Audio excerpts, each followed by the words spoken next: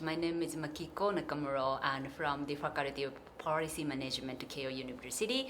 My academic interest is on economics of education, which is trying to analyze education by using economic theories and econometric techniques.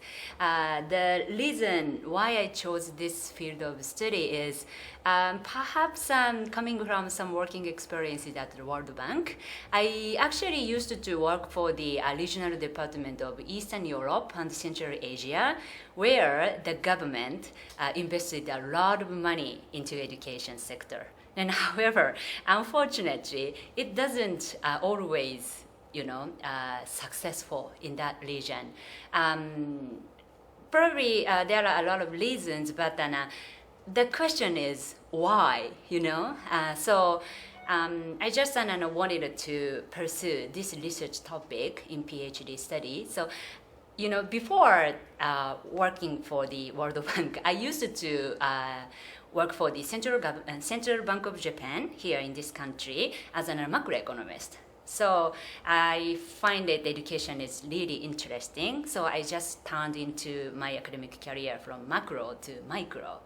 After I just joined, I worked for the World Bank. Given some concrete evidence about the current policy discussion in Japan, probably you may be aware that for past couple of days, the media reported that the Japanese government is starting new government-funded scholarship program to college students from low-income families. Of course, scholarship is one of the policy options to reduce poverty especially for the young adolescents in this country, right?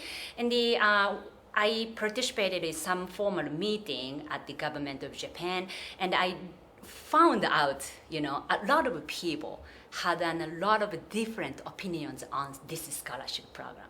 For example, one of the participants to this meeting said something like this, and one of my neighbor got a scholarship and went to college, and she was really successful. So scholarship may be really effective policy to reduce the poverty. But the other person participating in that same meeting said that one of my friends got a scholarship and went to a college, but then he's always hanging out with girls, do gambling, or playing in a game, and then it ends up nothing. So probably, the scholarship is just wasting the taxpayers' money, not really effective policy.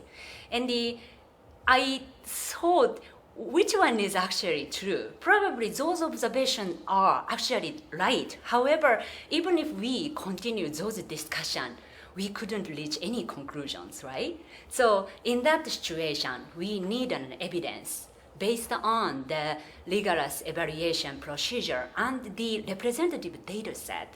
So sometimes anecdotal evidence is just crowding our judgment, especially in the process of policy making. So I think we have to provide some rigorous evidence in order not to crowd our judgment. That's all.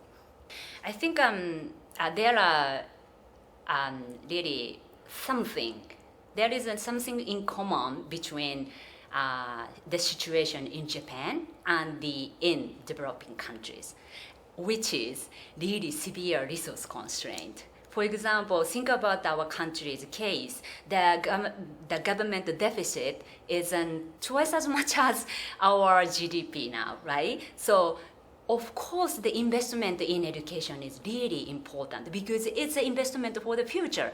However, if we do something for the kids, we have to borrow the money. That's our situation. Is there a lot of things that we should do, even though we have to borrow the money someone?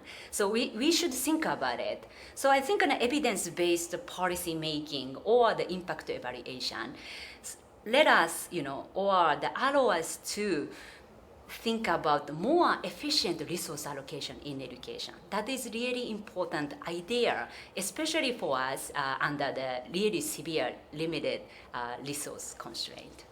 Thank you.